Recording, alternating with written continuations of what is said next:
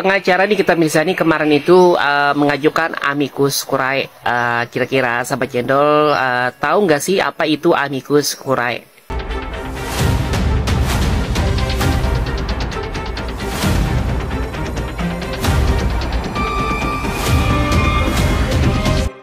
Rangkuman sidang duplik Nikita Mirzani tanggal 23 Oktober 2025.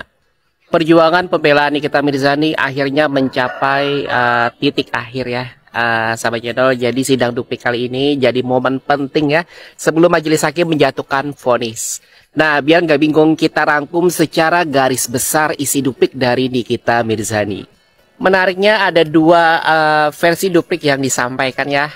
Yang pertama adalah duplik pribadi Nikita Mirzani bernada lebih retoris ya, lebih naratif, emosional dan tegas.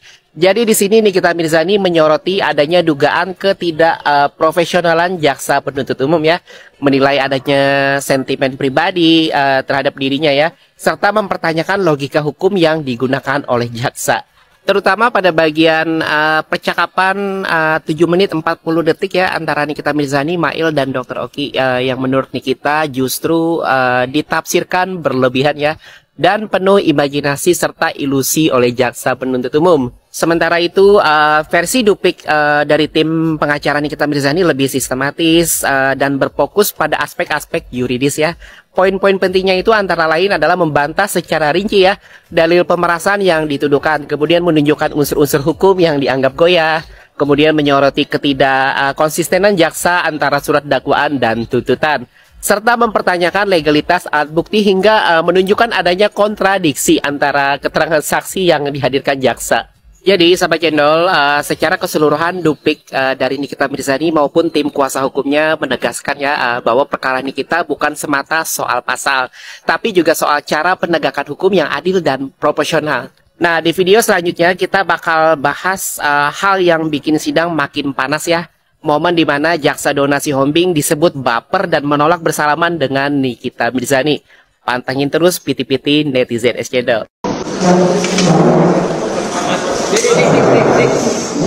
Nikita Mirzani nampaknya berhasil membuktikan bahwa jaksa tidak profesional dalam melakukan penuntutan di kasusnya. Jadi sahabat channel, kemarin itu ada satu momen menarik di akhir sidang duplik Nikita Mirzani yang bikin netizen heboh ya. Saat jaksa menolak bersalaman dengan Nikita Mirzani. Jadi memang sih secara hukum ya tidak ada aturan yang mewajibkan jaksa bersalaman dengan terdakwa. Tapi secara etik dan logika profesional ya, tindakan itu bisa menjadi simbol kuat dari emosi pribadi yang belum terkelola dengan baik. Jadi gestur kecil seperti itu tuh justru memperkuat apa yang selama ini digaungkan oleh Nikita Mirzani dalam pembelaannya ya. Bahwa penuntutan terhadap dirinya sangat syarat dengan sentimen pribadi dan jauh dari objektivitas hukum. Padahal sahabat channel, aparat penegak hukum itu seharusnya memiliki dua kecerdasan penting ya, yakni kecerdasan intelektual dalam memahami hukum dan kecerdasan emosional dalam menghadapi berbagai karakter terdakwa. Jadi sahabat channel, kecerdasan emosional itu bisa menentukan ya bagaimana jaksa bersikap di ruang sidang. Bagaimana ia dapat mengelola emosinya ketika menghadapi terdakwa yang keras kepala, emosional, berkarakter kuat, atau bahkan populer di publik gitu ya. Karena tanpa kecerdasan emosional yang baik ya, proses peradilan bisa berubah dari forum penegakan hukum menjadi ajang balas perasaan. Jaksa yang profesional itu seharusnya mampu ya menegakkan hukum tanpa terbawa rasa atau baper ya. Ia boleh tegas tapi tetap netral. Boleh berbeda pandangan dengan terdakwa ya, tapi tidak kehilangan etik peradilan. Itulah sebabnya di mata netizen channel ya, gestur menolak bersalaman bukan sekedar drama ya, melainkan indikasi lemahnya pengendalian diri. Sesuatu yang tidak pantas bagi penegak hukum. Nah, di video selanjutnya kita akan membahas langkah menarik dari tim kuasa hukum Nikita Mirzani ya, yang mengajukan amicus curiae setelah duplik dibacakan. Apa sih itu dan kenapa langkah ini dianggap cerdas secara hukum ya? Stay tune terus.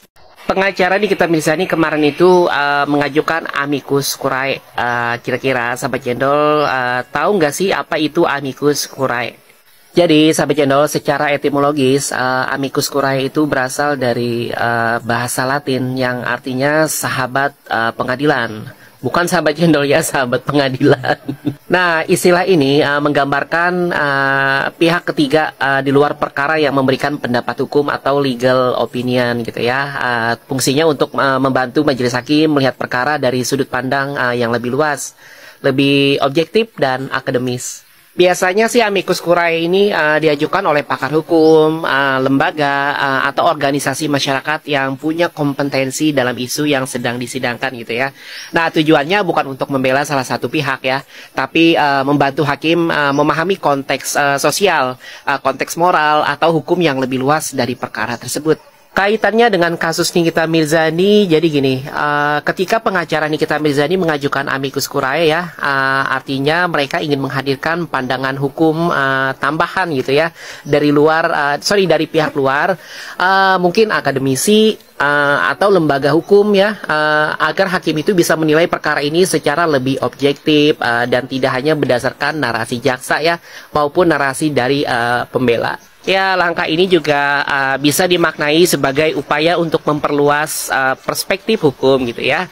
Terutama karena kasus Nikita Mirzani ini kan menyangkut isu kebebasan berekspresi gitu ya, konten digital dan batasan etika review oleh public figure yang memang membutuhkan pandangan multidisipliner. Jadi sahabat cendol, amicus curiae itu bukan sekedar strategi pembelaan ya, tapi bentuk partisipasi ilmiah dalam peradilan.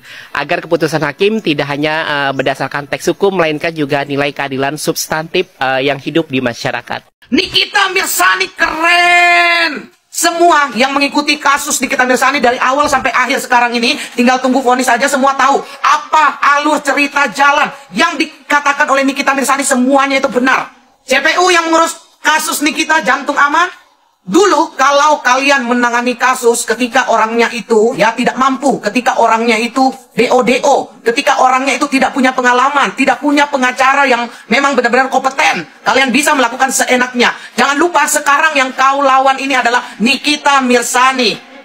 Hidup di dalam kebenaran maka dia akan menjadi benar. Tapi ketika hidup di dalam ketidakbenaran, dia pasti terpeleset. Salam dari Koko Hero Cimat. Yang suka video saya silahkan follow dan tinggalkan komentar. Teman-teman ya, lagi-lagi saya mohon ya kepada jaksa busuk, jaksa bajingan, pengkhianat pajak negara, Repina Donatiombing, tolong ya, mohon laporkan Pak Alex segera ke Mabes Polri. Saya akan menghadapi Anda jaksa pengkhianat.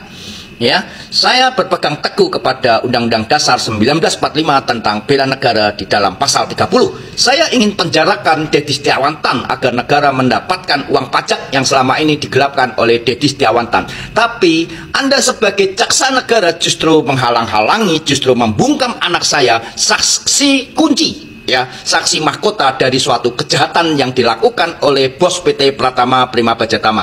Jadi sekali lagi, Repina Donatiombing, silahkan laporkan Pak Alex ke Mabes Polri dengan dugaan tindak pidana pencemaran nama baik, undang-undang IT, terserah ya, terserah ya, Anda pengkhianat pajak negara. Viralkan teman-teman.